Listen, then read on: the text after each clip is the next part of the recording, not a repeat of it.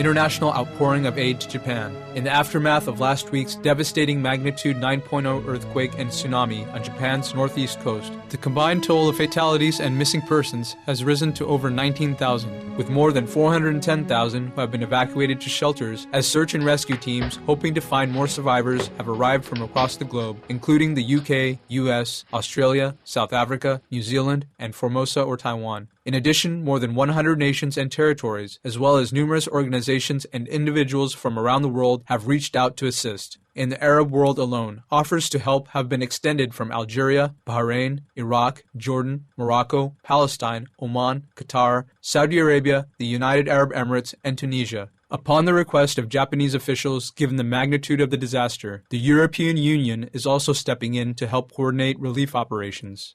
With aid and charity groups focusing on reaching the most remote areas, as well as vulnerable members of the population such as the elderly and the young, 171 Japanese Red Cross teams have responded since the initial disaster to help treat injuries, illnesses, and render psychosocial support. France-based Doctors Without Borders is also tending to urgent medical needs, while the UN World Food Programme, or WFP, World Vision, CARE and Mercy Corps, working with its local partner Peace Winds Japan, or PWJ, are among the major organisations delivering essential items to the disaster zones. The UN International Telecommunication Union, or ITU, is also dispatching emergency telephone equipment. In addition, the organisations Save the Children, Plan International and Malteser International are working to bring care and protection to the young disaster-afflicted.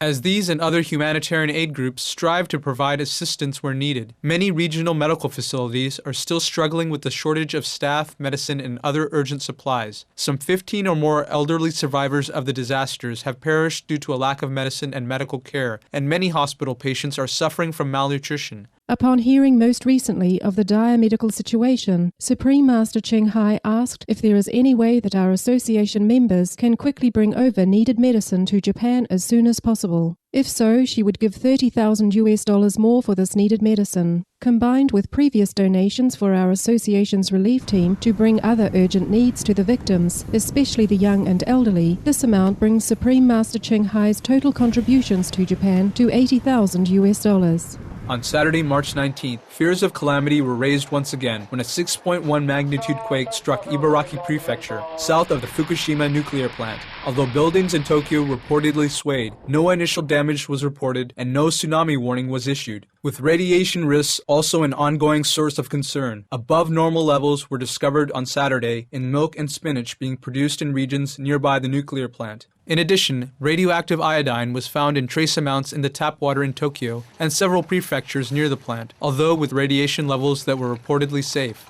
These findings have prompted the Japanese ministry to contemplate a halt to the sale of food products from Fukushima Prefecture, and officials across 47 prefectures have been asked to conduct extensive testing on all food products and water to ensure their safety. Plant operator Tokyo Electric Power Co., or TEPCO, meanwhile reported that at least 6 employees had been exposed to higher radiation than the normal limit of 100 millisieverts per shift during an emergency operation. A cumulative exposure of 100 millisieverts in 1 year is enough to increase cancer risks. Nevertheless, they have volunteered to continue working. Efforts to minimize radiation effects at the Fukushima plant continued as well on Saturday, with firefighters spraying water in an attempt to keep the nuclear reactors from releasing more dangerous radiation through overheating. Following this operation, Defense Minister Toshimi Kitazawa reported to the International Atomic Energy Agency, or IAEA, that surface temperatures at reactors number 1, 2, 3, and 4 were lower than 100 degrees Celsius, suggesting that conditions were already stabilizing. Meanwhile, engineers have been working to restore power to the nuclear plant's cooling system, having already attached a power cable to the number 1 and number 2 reactors Saturday evening. The cooling systems at reactors number 5 and number 6, where engineers drilled holes in the roofs to reduce buildups of hydrogen gas, were also restored using diesel generators by early Sunday. Japan's nuclear crisis has sparked protests worldwide against nuclear energy as a source of power, such as in Baden-Württemberg and Berlin in Germany, as well as Cyprus and Turkey. In Italy, a poll this week showed that the number of Italians against development of nuclear power has increased to 53%. Meanwhile, efforts are also being made to prevent further such calamities from impacting people's lives. Concerned that the risk of a devastating tsunami is high in the European region, scientists there have been working to develop a warning system that would offer valued minutes to evacuate by informing people of an impending tsunami wave. Our deep appreciation, all governments, organizations and personnel, extending your caring support to our Japanese brethren through these difficult times. We also thank Supreme Master Ching Hai for her compassionate support for the Japanese people. With heaven's grace, we pray for all the afflicted and that humanity's greater benevolence helps safeguard the ecosphere.